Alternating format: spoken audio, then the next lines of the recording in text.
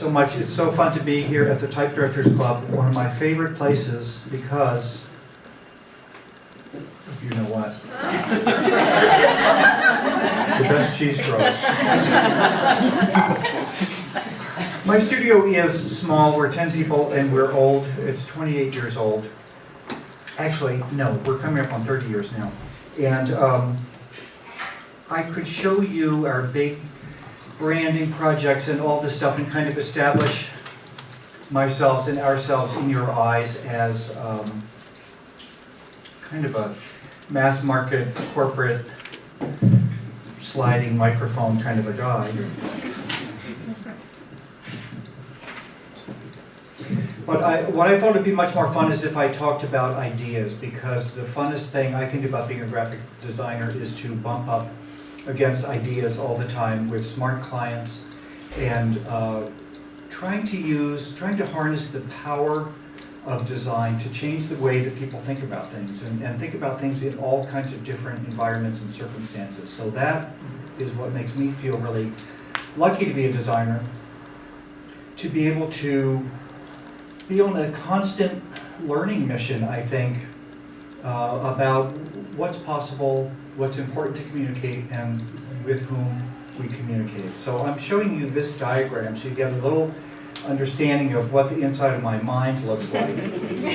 Not many people have seen a Venn diagram from the side, but this is what they actually look like. And for us to create the work that we work, we have this kind of secret recipe, secret sauce, where we try to invoke in our work a little bit of magic, which is about levity maybe, or being able to defy gravity. We try to work in a little bit of nonsense, which is about defying logic. And we knit it together with macrame, which is about defying expectations, because with macrame you take the crappiest twine you can find and you spend a lot of time with it. You spend an unreasonable amount of time with it, and before you know it, it can hold up your spider plan. When these forces come together, we get to that little white triangle in the middle, which is for us the holy grail of the combination of magic, nonsense, and macrame. This is a piece I did for the New York Times New York Times op-ed page right after 9/11. A kind of a famous article by Stanley Fish, because it questioned whether there were two ways of looking at the truth. Some people call them martyrs and some people call them terrorists. Where does the truth lie? And to get these assignments for the Times is a really interesting thing for me as a grown designer, because it's a kind of a pop quiz. You get about a day to solve a problem. And I read these things and I write words down that I find in them, and then I start drawing with the words. And what I did with this was simply write down the word truth and then fold it, and realize that simply by folding a word, by having a change direction from vertical to horizontal, it might actually have the strength or the power to communicate more deeply. That what Nathan just said from the Cooper-Hewitt, their quote for awarding me this incredible honor, the National Design Award, was that I was given the award for giving words a deeper meaning, which is well-meaning, but it's not true. What I'm trying to do with my work is to expose the deep meaning that words already have in them. I really thought when I got out of school that I was interested in typography, and it turns out, you guys, to the disappointment of the Type Directors Club, I'm much more interested in language and the power of language and the power of words and the idea of words getting up off the page and out of the computer and out of the vector file and casting a shadow of their own to see if they could actually communicate with more power if they lived in the same three-dimensional world that we did. The other great thing about living in this three-dimensional world is being able to work for the New York Times and do an illustration like this that's seen by 300 million people. And it's just the power of language and design and a little bit of photography and a couple pieces of wood. And I recommend that everybody get a little bandsaw for the back of your office, but keep it away from your computers. One of my great teachers told me that if you do good things happen.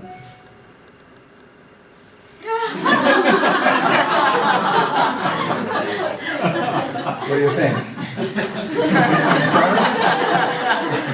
or ignore. Like I said, I'm really interested in the power of language, and I'm really interested in getting off of the computer, because when words get out into space, they have, I think, more resonance. You guys know Peter Pan, right? The original movie, not any of that animated stuff that might have come after. The reason that Peter Pan meets Wendy is that he forgot his shadow. He lost his shadow. He came back to her room to collect his shadow, which she sews onto his feet.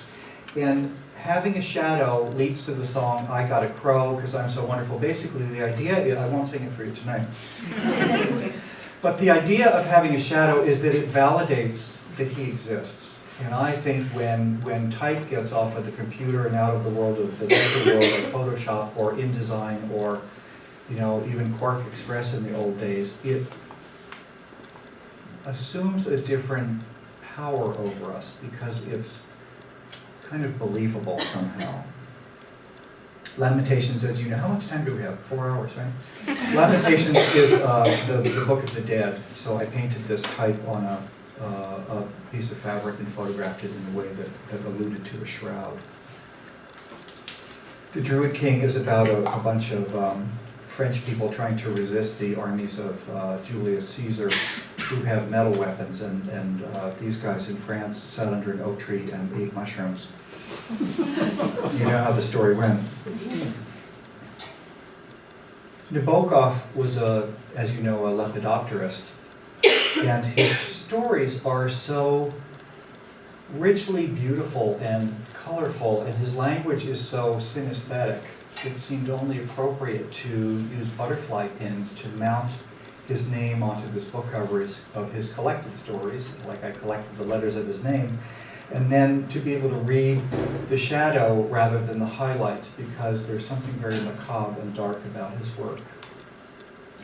Gorgeous author.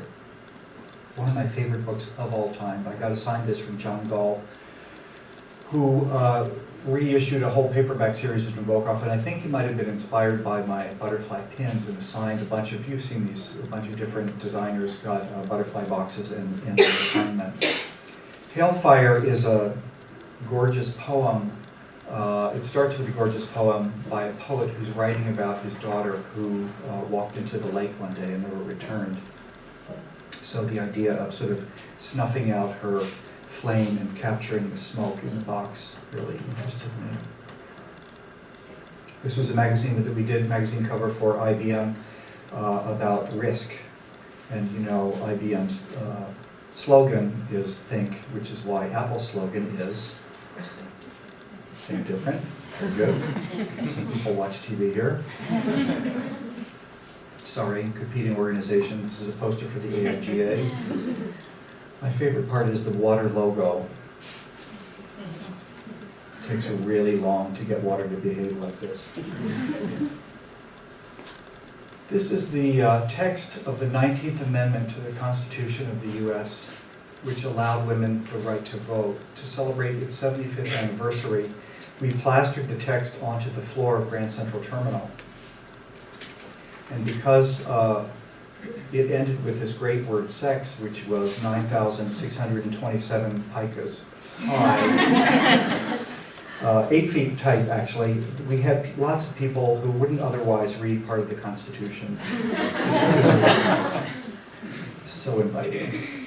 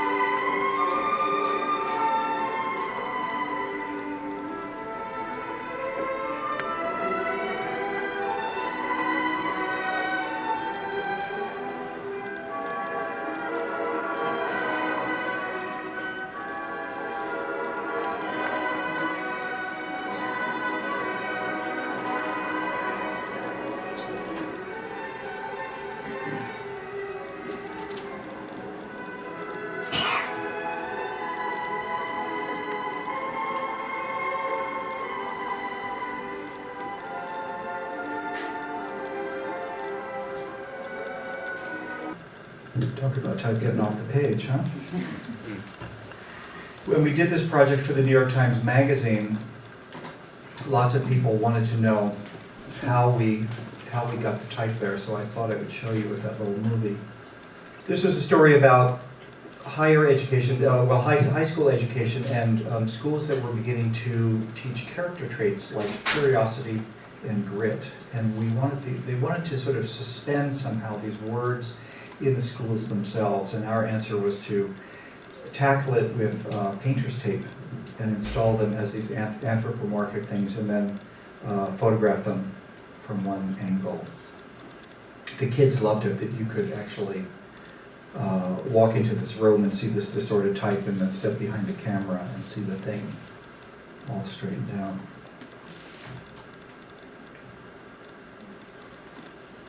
Anamorphic, not anthropomorphic. It's the kids that were anthropomorphic. They look very much like humans. Unbelievable. This is my favorite one.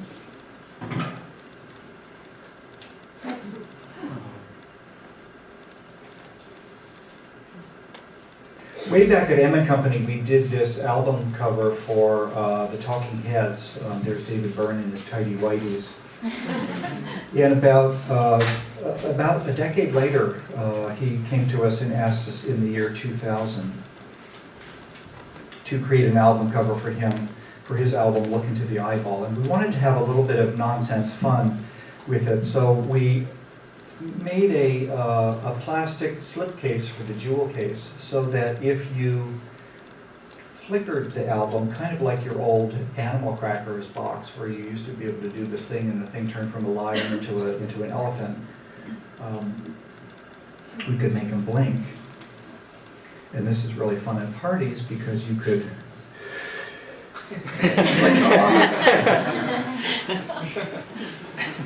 And then, I guess another 10 or 11 years later, he came back to us and asked us to work on the packaging for the album cover, Here Lies Love, which is the musical of the life of Imelda Marcos, which was at the Public Theater until January. Really gorgeous, moving musical. He liked what we did here, so we're working on his next project with him. Have you guys ever heard of Color Guard? It's a kind of a middle of the country thing where the high school kids that don't make it onto the football team still get into the gym, and they throw flags and banners around and toss rifles and sabers and do this kind of amazing synchronized dancing. Some group asked David if they could use one of his soundtracks for this thing, and he'd never heard of it. So he said, yeah, sure, just send me a videotape when you're done. So they sent this videotape back to him. And he was really blown away, except he realized when he Googled it online that the music really sucked. So he has decided to do a color guard program this spring, taking 10 of the best color guard teams in the country and pairing them with 10 modern musicians. It's going to be a live performance, 2 nights in Toronto and 2 nights at the Barclays Center in June. With a really incredible group. And this is I'll give you a taste of the vocabulary that we're developing for him.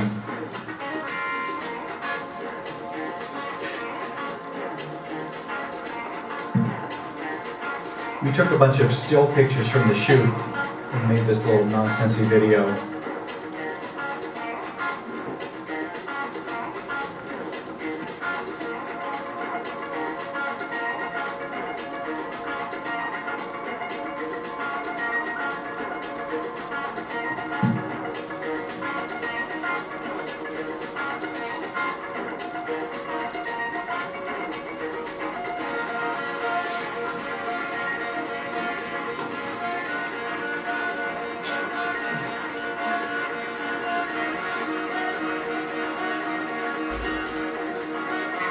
It's going to be really amazing.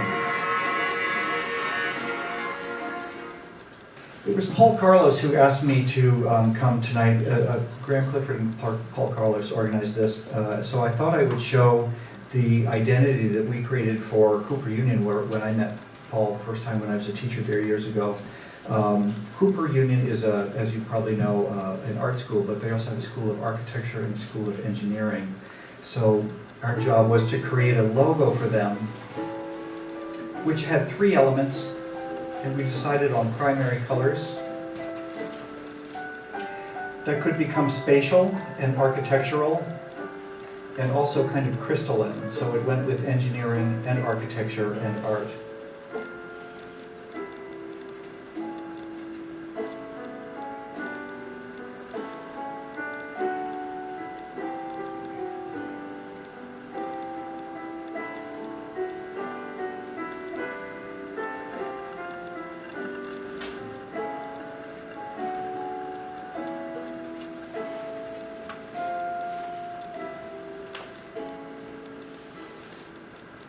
It's so fun to be in 2015 now, where things that didn't used to move can move, and move all the time. Let me show you an album cover that we just did for Pat Metheny.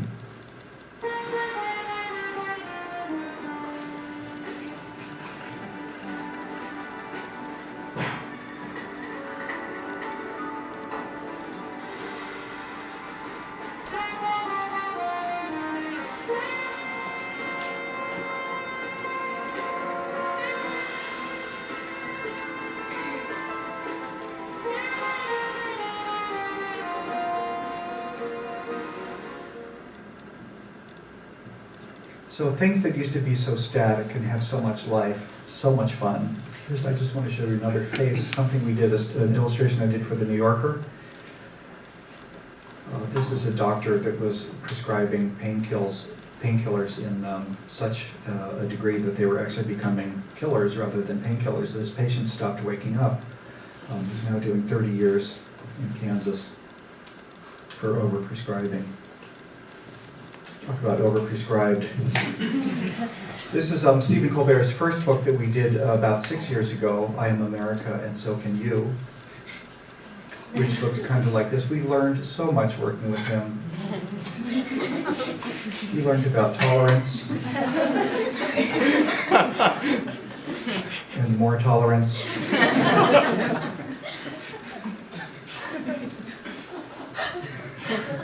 And then, about a year ago, he came back, just like America came back. I wanted this book to have more dimension. Like they had redesigned their sets, and it was all about America coming back from the recession in 2008. So we decided the best way to tackle this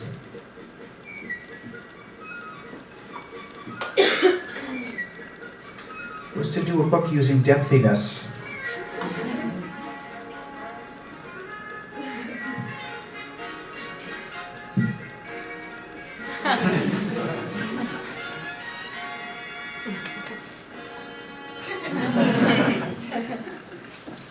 So for every title page in this new book, we photographed Stephen in 2D, and it was kind of interesting. The way you do it is to get the whole reason that we see in 3 dimensions that we have 2 eyes, so you need 2 cameras that are exactly this far apart. You photograph them, and then you smush the images together, and for some reason you take the red plate out of one of them. I don't know, we figured out how to do it. Kind of fun. If you notice, if you can see, it's Stephen in the Albrecht Dürer portrait, as well as the Rembrandt portrait, and the Picasso and the Van Gogh up there. Now, we did a little experiment, which we didn't follow through with on the book, but it was kind of fun. We wanted to see if we could make the type be 3-dimensional as well. We were actually able to photograph Stephen in China, where the book was being assembled by children, and they were gluing the 3D glasses into the book before shipping them to the US. I'm not sure, maybe somebody can help me, but I think the type on the floor says "get back to work." And there was the chapter on healthy food. Try our pure beef shake. And my favorite, the opening for the chapter on healthcare, where he's using his own book as a guideline to saw off his own leg. Okay, glasses down. Glass. A couple of years ago, I received in the mail a styrofoam cup from the AIGA, and they said that they were going to use cups. They were sending cups to lots of graphic designers that we would decorate and send back to them, and then they're going to make a poster of it. And I just thought it was the most idiotic thing I've ever heard of. Because, you send cups to graphic designers, and what are they going to do? Everybody's just going to like glue a bunch of shit to them. So I decided that my cup was going to be different, and I was going to take away as much of the cup as I could while remaining, keeping the cupsiness that the cup had. So sometimes these kind of pointless exercises in drudgery meets snarkery that we do kind of lead to other ideas, like a signage program down at the Battery for a carousel called Sea Glass. And the idea there was to make a sign and to remove the letters from the sign in the form of bubbles so that the word was populated with the background, the changing color of the landscape, and people who would be walking back and forth, so that the bubbles would come to life and the sign would kind of frame that. We took that idea a little bit further into the signage that's going into the newly designed Battery, which was to perforate the signs that we were designing so that they were sheer and seemed to kind of come out of the landscape rather than be these, these blades which could be mistaken for advertising, and to incorporate the lighting and the landscape into the signs themselves just by perforating them. So the directional signs will look like this. We're having the Statue of Liberty moved a little bit to the right so that the sign's accurate. So here's the carousel, Sea Glass. Maybe some of you guys have seen this kind of crazy Nautilus-shaped thing down there that's been being built for the last 27 years. And our idea here, like I said, was to make the type out of bubbles. But since we harnessed that bubble idea for the signs and cut holes out of the signs, we decided we better do something different for the carousel. So what we did was we decided that we would harvest all of the bubbles that we found at the Battery in the garden, and we would shape them into letters like this, and then we would mount those letters onto the glass wall of the carousel. Now the cool thing about this carousel is that it's all sea creatures, and they're made out of they're made out of not gooey plastic stuff that's wiggly, and it's all colorful. And there will be three pads, three kind of rotating discs that they sit on while the whole thing goes around. So each disc is going to be rotating at a different angle, back and forth. I think that's going to be the cheese straw. So there are these three discs that are rotating. Meanwhile, the whole thing is rotating while these guys are rotating, right? And some of the fish will be going up and down, right? So you're rotating and you're rotating on this little thing, so it's going to be like a little bit nauseating. And then when you get to past my sign and you look out through it, the bubbles, the glass bubbles actually invert the landscape, so it turns everything, it turns the garden that you're looking at upside down, about 100 times, one in each bubble. So take a little Dramamine before you try this. You guys probably know this place. This is Jane's Carousel out in Brooklyn Bridge Park. Funny thing is, I don't even like carousels, personally. This is a really beautiful carousel. It's from 1922. It's been restored by Jane Wilentz and her incredible craftsmen. And then they had, the French guy, Jean Nouvel, build a glass pavilion for this thing. And it sits there in Brooklyn Bridge Park. And it has this incredible view of Manhattan. It looks like this. So our quandary was to have this very Baroque carousel in a very minimalist box. And we didn't want to put any type onto the container because it was so great. So what we did was design very Baroque typography. We had it manufactured out in Iowa. And then we sunk it into the pavement. So it's kind of a Baroque welcome mat in a very minimalist presentation at the carousel. This is the last time I saw Yankee Stadium, the old one, the original one. And our job was that the New York Parks Department asked us to find a way to tell the history and the heritage of this site in the former site of the park, which was going to become this community park with 3 different ballparks on it. They hired another graphic design studio who proposed that they have a sign that says, "This is the site of the former Yankee Stadium," which was really awesome. And the city was like, You're kidding. So they asked us to step in and see if we could solve it. And our big idea was to do a drawing of where the Yankee ballpark was in the site. Only problem is we didn't know how to do it. I was suggesting, let's get bluegrass, and we can kind of plant the bluegrass in the outline of the stadium, and then over a while it'll sort of grow and the memory will sort of melt, which would be cool. And they're like, dude, the lawn's already bluegrass. So we worked with an engineer who found a company in the Netherlands called Grassmaster, and what they do is they reinforce real turf fields with plastic threads, basically, like soccer stadiums and stuff like that, because they get a lot of wear and tear. So these plastic threads help hold the ground together. And usually it's green because you don't want to know it's there. And we said, hey guys, do you think you could do another color? And they were like, yeah, sure, whatever you want. And we said, well, could you show us a sample? Because this is kind of a big commitment, and it's got to go in front of the city and the Public Design Commission and so on. So about 6 months later, they sent us this very promising photograph. And we're like, dudes, could you water it? Cut the grass? This is horrible. We cannot show this to the mayor's office, exactly. Well, this went on for a while, but it was really gratifying a year after that when the Grassmaster finally came to the Bronx and started sort of laying this snail trail of blue, outlining the outline of Yankee Stadium, which you can see from the air. It's the largest drawing in the Bronx, thank you very much. And you can also see it from the ground, which is kind of cool.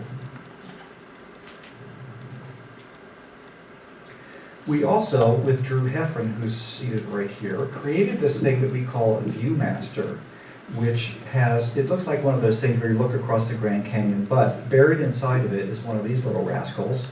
These things function actually, when you turn the little knob here and see the little caption up there, they're a window into the past where you can see the day. Here's Babe Ruth. You can see the history of the stadium. There are 7 of these things positioned in 7 positions around the stadium. So 49 images of the past. Here is Lou Gehrig, the day that he resigned. You all remember when Muhammad Ali was fighting up at Yankee Stadium. And I'm sure you all got there for the Isley Brothers concert. Too bad we decided on black and white, because this is what they were actually wearing. Gotta get that pink suit. Spring is right around the corner. We also infiltrated the path with the history of the stadium. There are 49 of these little kind of starfish set into the octagonal stones. And we use the benches. When we work in a park, we really like to infiltrate the surfaces that are there rather than put up a bunch of signs, so that you can, read about when Nelson Mandela, 30 days after he was released from Robben Island prison in South Africa, he came here and he said, I'm a Yankee. So you can read that, or you can sit next to it and enjoy your lunch and just ignore it completely. Your Target bag. Whatever. We design for the people. Here's our message, infiltrating a wall, with Lou Gehrig's famous quote today, I consider myself the luckiest man on the face of the earth. So it's a way to infuse these places with history, kind of like what we did at Grand Central Terminal. Then there's a little message for the Little League. Everybody's like, oh, which ball player said that? Well, it's from Hollywood, it's from Bull Durham. I just put it up anyway. Okay, Times Square. We want you to build a monument to New York's 40 theaters, and you can do anything you want, except it just can't take up any space whatsoever. You might bring the parade through there. So we decided that we would just take on the pavement, and we did this stone and steel map of the Broadway Theater District, kind of fun. And we worked with local projects on creating a website which gives the story and the history of the 40 theaters and brings them to life a little bit.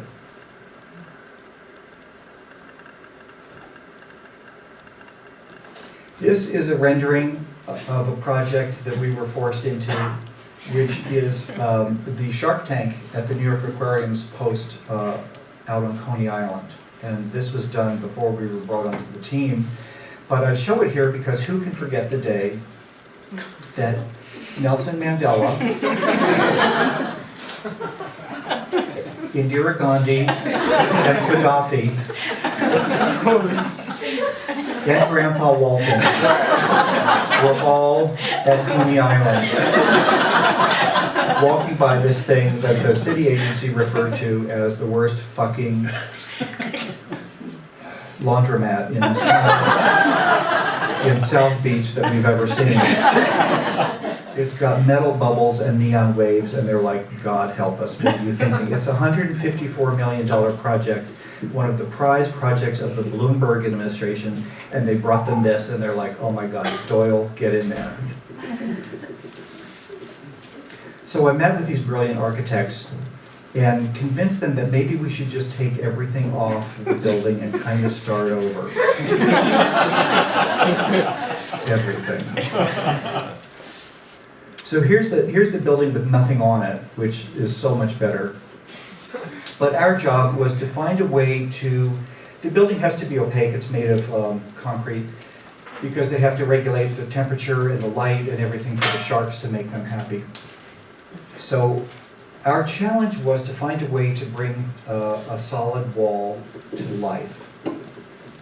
And we looked outside, and this is what we saw.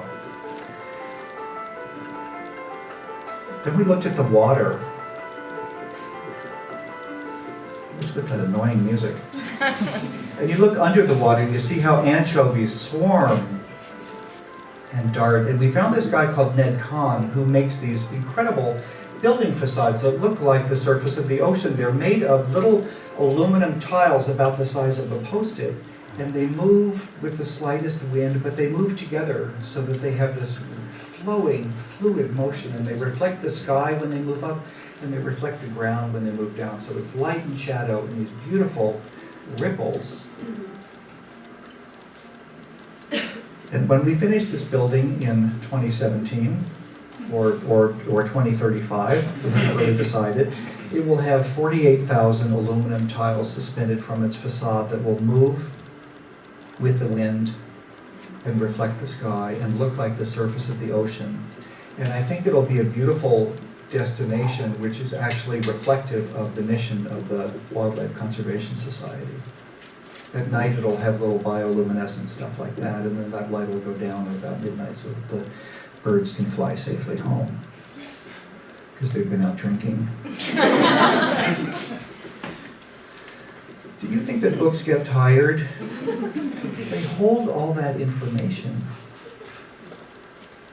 I'm really interested in books and the form of books, and that they're actually, just the shape of them is able to have some power to us, just like when we bring words to life, just the shape of a book. You know, I sent one of these into the AIGA book competition, and it didn't get in because one of the jurors said, well, we don't really know what's inside.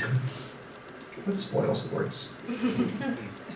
This is an illustration I created, a construction for The New Yorker, a story by John McPhee, where he talked about writer's block and just how long it takes to find a story and to create and to dive and to edit and work into something in order for a story to emerge.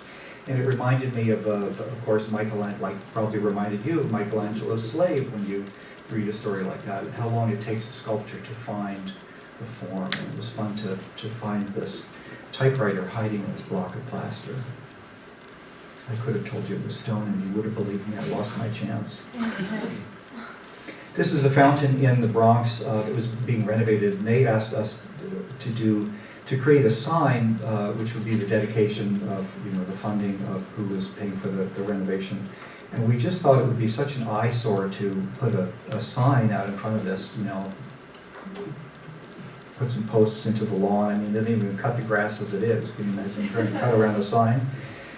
So we proposed to them that we make a bronze book, that we borrowed material from the fountain itself and create a book which could sit in front of the fountain. And I got to make the book. I got to make the book out of clay. I had a coach from Cooper, one of my old classmates who's a sculptor, and she told me something very interesting. She said, that clay does not want to be a book, and that's where you begin. Once you make the book, you cast it in plaster, and then carve it. I carved the type into it, and we cast it into bronze, and I was terrified because it was just ghastly and kind of yellow gold. But by the time we got the patina on it, it's actually working for us. It's kind of fun to go there and see, Dad wants to take a picture of the family in front of the fountain, and he inevitably goes over and tries to move the book out of the way. I'm not going anywhere, Pops. This was an illustration for the New York Times Book Review, a story about how books become more important the more dog-eared they get and the more used, and how a really lived-in book reflects the life and the love that it's had. This is a carving of my copy of Ulysses. This is carved in stone. This was a story about a lost library. It was lost first in dictatorship, and then what remained was lost in a flood, and the author was pining about his library, so I decided to create just the skeleton of the books, his memory of them. Another piece for the op-ed page in the Times, the affirmative action case at the University of Michigan. As I said before, when I get these articles to illustrate, I write the words down, and I wrote down university, and I wrote diversity, and I looked at it as like, oh, awesome, they both ended in T-Y. And I looked at it a little bit longer, like, holy cow, they both ended in S-I-T-Y. And it wasn't until after a cup of coffee, and maybe even a cigarette, that I realized the gift I was given. Again, books as metaphor. This is at the Cooper-Hewitt, signage for a design show.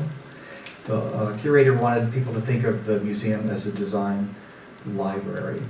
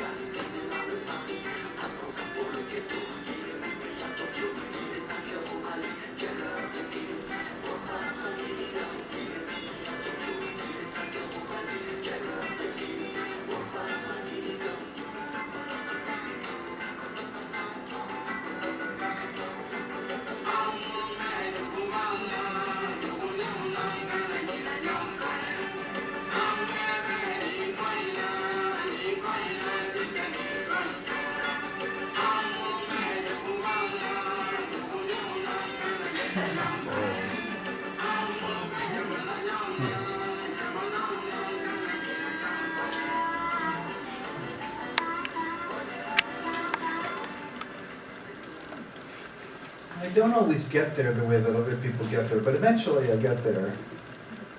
That was a little monument I made. I teach a class at SVA for Steve Heller's graduate program called Designers Entrepreneur. And I'm so jealous that these guys get to make monuments in my class. I decided to make my own. This used to be a book. This is The Professor's House by Willa Cather. And I began to create it as a parody. It was back in 2000 or 2001, and computer, internet, hypertext was all a new idea, and I thought the idea of hypertext, that one text would lead to another without the logical sequence, was so kind of ridiculous and sort of insulting to the editorial content that I started making this as a parody. But as I made it bigger and bigger, gluing every line in the book to every other line in the book, it actually assumed a sort of a gravitas without having a lot of gravity. It's very lightweight, it's about 3 feet square, and it's hung from a single thread. There's a little balsa wood structure which holds it together. And it hung in my office, and it would move at the slightest breeze, but it would move like this.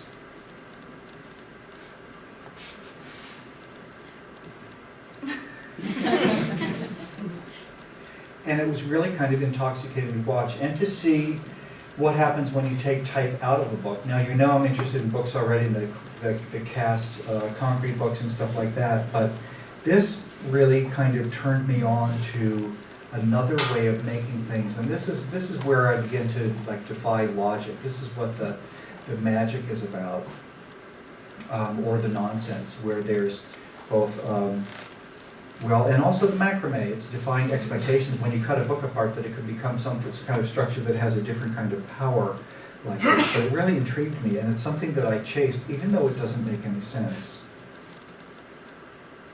And it's been really fun to go through our library book by book and ruin them.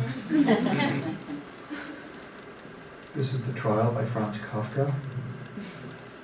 And then people began to see, these other art directors began to see them, and I began to get hired to do them. Nicholas Bleckman at the Times asked me to create something for the book review on Malcolm Gladwell's Outliers. And this is a chapter called The Trouble with Geniuses, which is that, you probably know, you guys, it takes 10,000 hours of practice for somebody to become transcendent in their field. Notes from the Underground.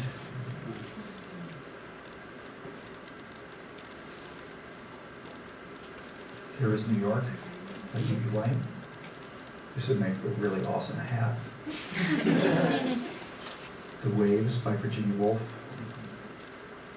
So I found, kind of by accident, I stumbled on a playground that is all my own, of making these illogical contraptions and constructions that have actually come back into my design work and infiltrated my work.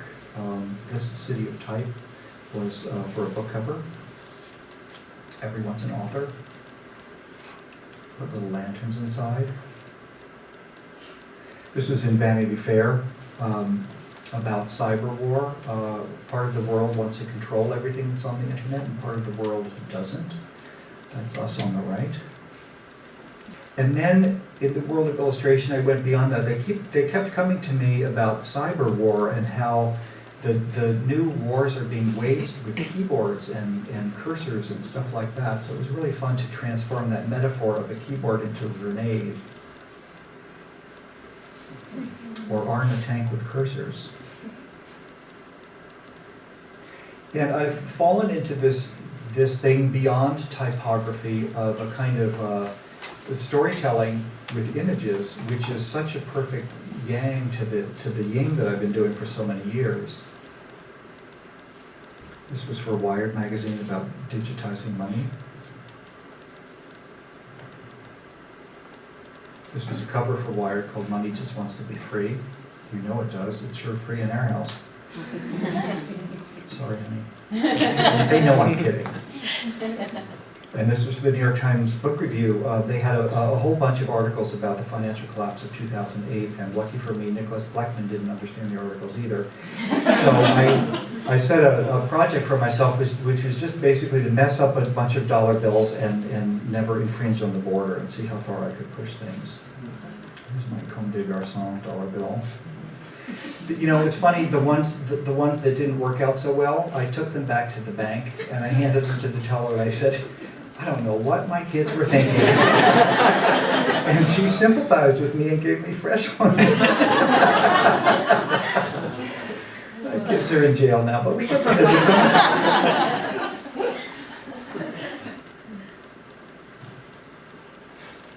My life in Middlemarch.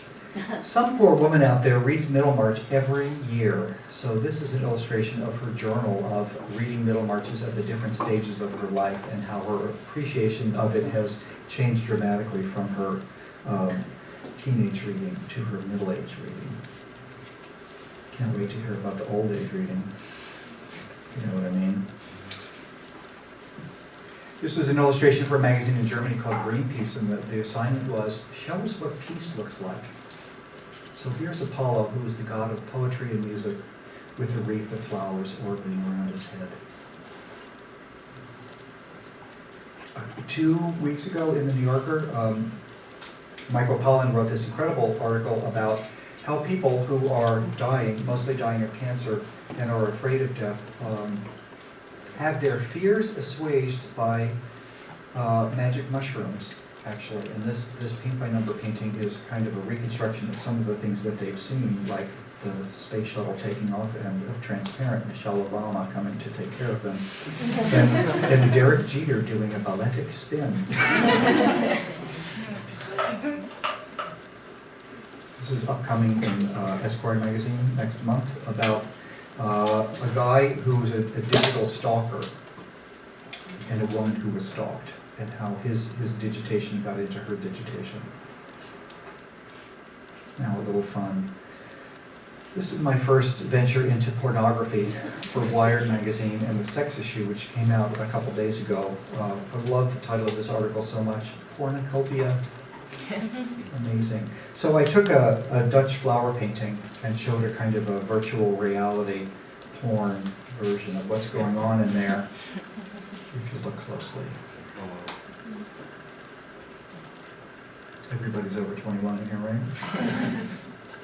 Oh, upcoming in the New Yorker, lost languages. Apparently, a language goes extinct every 10 minutes.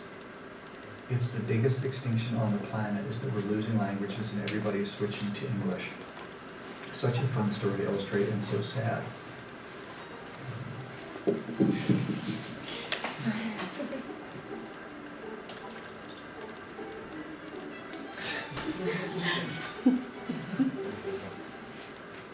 This is how I cut up the books, too. Very easy on the fingers.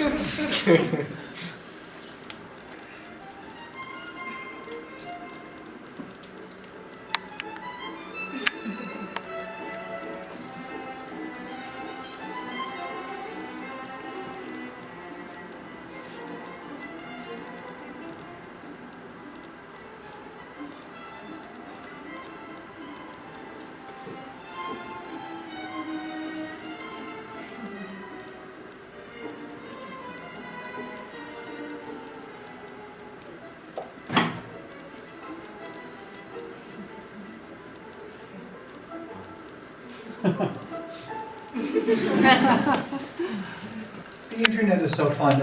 Our client at the Battery came to me and asked me to design a poster because she wanted to have a chair competition. I'm like, Rory, you can't even afford to print a poster. Let's do something else that could have a little life to it. So you do something like this, and we send it to Swiss Miss, and she posts it, and 67,000 views later. One more movie I want to show you, because you've all probably had it with my movies. This is a little bumper that we created for the American Express Luxury Summit, and our job was to create a little movie as a start off for the conference to get everybody focused on the stage and clapping for the first presenter.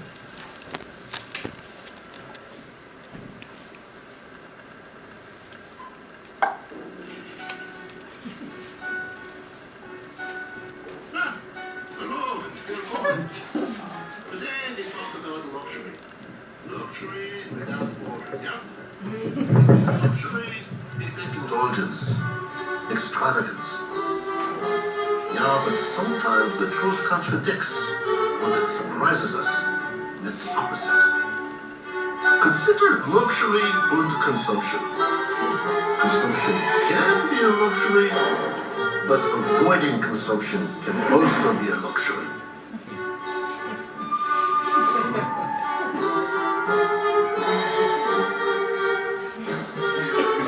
It is better to eat than to be eaten. So, now we see luxury in two lights, and it depends on the syntax. To be or not to be. Choose one.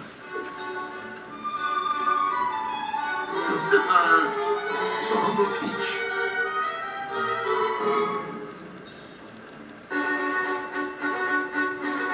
Diverse and delicious, but some prefer other fruits and cereals, more permanent than the peach.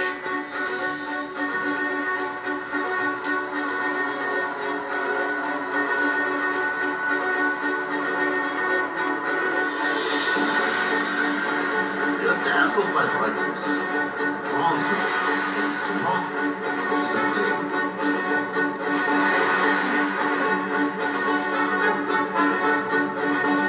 Gotta admit one thing.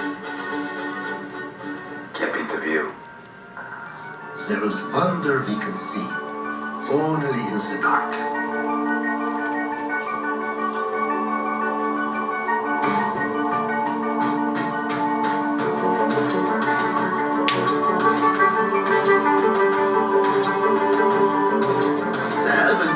People inhabit the earth, and each one is different. What a luxury!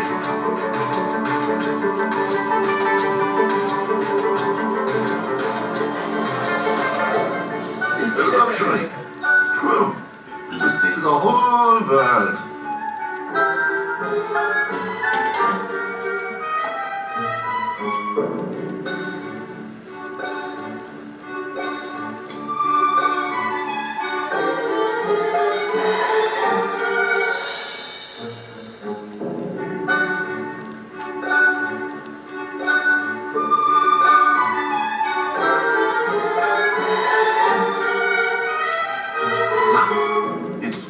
So nice to go traveling.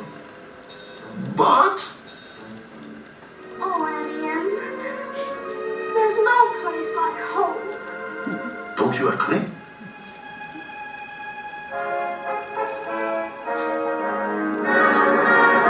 Welcome, everyone.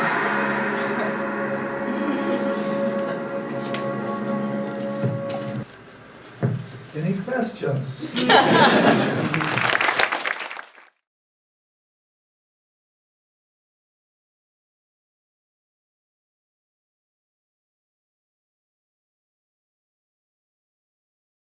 I think the answer to how to do that is, to be found in growing up in my family.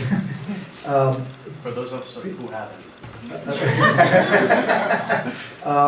And what I mean by that is, I was the youngest of 4 kids, of 4 brothers, and it was humor for me that saved the day, because I didn't have the strength or the firepower to overcome people, except by using humor as an infiltration device. That's how you get into the architects. You make them like you, kind of, and work up these other ideas. How you get it passed is that the Public Design Commission was so thrilled to see something that had magic to it, because the presentation that they saw before was not magical. It's the same with the Yankee Stadium. There's no magic in a sign that says this used to be the place. But if you can show people pictures and draw the thing and infiltrate at lots of different points of entry, infiltrate a public space with a narrative, then that's really magical. And they love it, and they're part of it, so it's not hard to get it passed. It's hard to get bad work passed, I think. I wouldn't know, but I've heard. Yeah.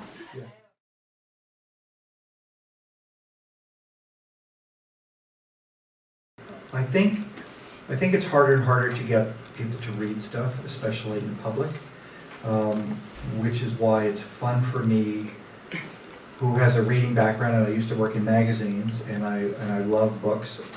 It's really fun to find a way to infiltrate spaces with a little bit of copy that packs a lot of punch, like the thing at the Grand Central Terminal.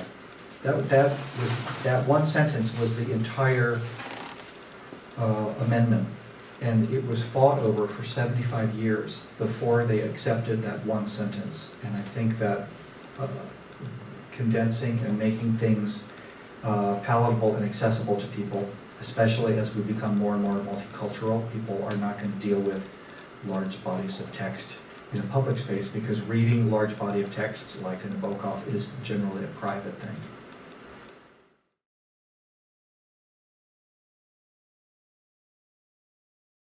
I think that's the fun thing about being a graphic designer, is that you can have an art life and a design life, and they can merge and swirl around each other. My wife says that I'm the most selfish designer that she's ever met.